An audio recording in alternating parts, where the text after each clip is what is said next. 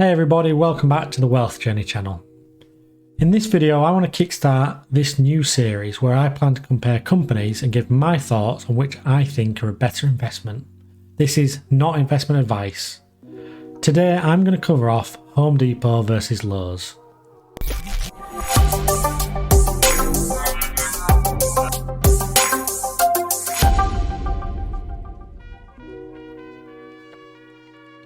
So I guess when I was thinking about making this video, I wanted to try and keep it relatively light and easy to digest. So just imagine we're playing a game of Top Trumps. You know, the card game where you say, oh, my footballer, he has 99 shot power. And the other person on their card, it says he only has 83 shot power. Therefore, in this case, I would win the card.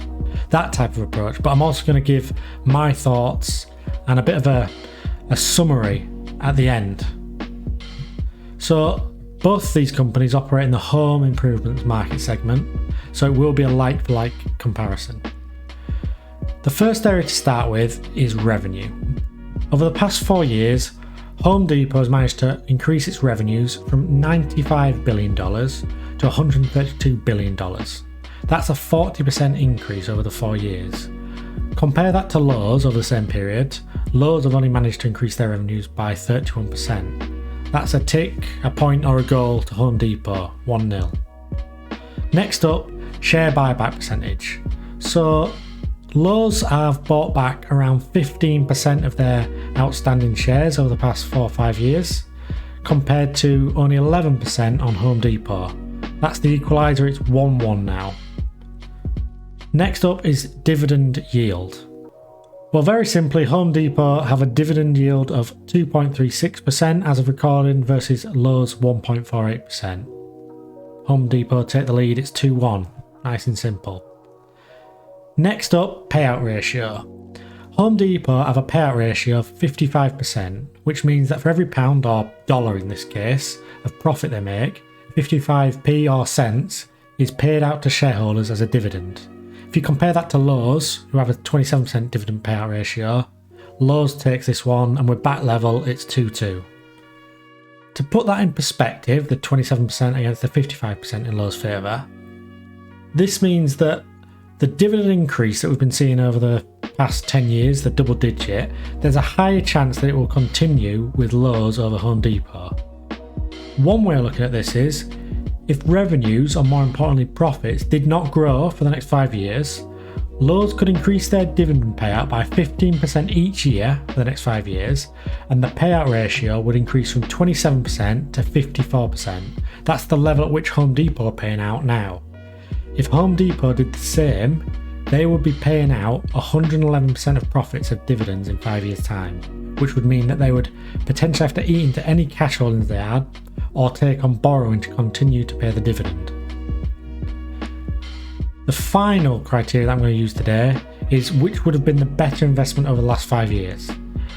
Okay, so in terms of dividend and growth, if you'd have put in £5,000 into Home Depot in January 2016, but no other money in of your own, and just reinvest the dividends once a year, you would have a pot worth £12,400 right now. If you did the same with Lowe's, you would have £12,100. The difference being that the value and growth in capital has helped Lowe's out, whereas the dividend has been more prevalent for Home Depot. Home Depot score the goal in this case, so the final score is 3-2 to Home Depot based on those criteria. Just to remind that none of this is investment advice. But here comes my summary. My personal choice would be Lowe's as an investment. Now you're going to be thinking, hold on, you've just given more goals to Home Depot. Why Lowe's? They've just won 3-2. Well, it's about the future and what the company's going to do over the next 5 to 10 years, not what they've done over the last 4 or 5. And I think Lowe's are going to outperform the competition. The key reasons behind that are, I can see a better runway for growth ahead of them.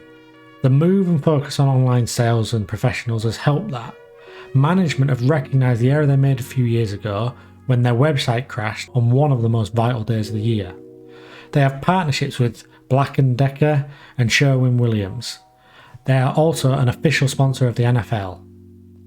The lower payout of dividend, or the lower dividend payout ratio, means that there can be a better sustained dividend growth, as well as more free cash flow to invest in acquisitions or growth opportunities, as well as the higher share buybacks, which therefore increase shareholder value. Now, I haven't gone two-footed and brought up all the ratios and important things to look at when analysing companies, as I wanted to ease you all in and not overwhelm you with everything, the 10, 15, 20 different numbers and ratios that you can use to compare companies. I hope you've enjoyed watching this first videos of the series, and it's hopefully something different and interesting that will open your eyes up on how to compare, contrast and see what companies are actually out there to potentially invest in, not just the Apples, Facebook, Amazon, Tesla and tech companies that get all the focus. If you want to see me give my take on two companies, put them in the comments below. But until next time, stay safe.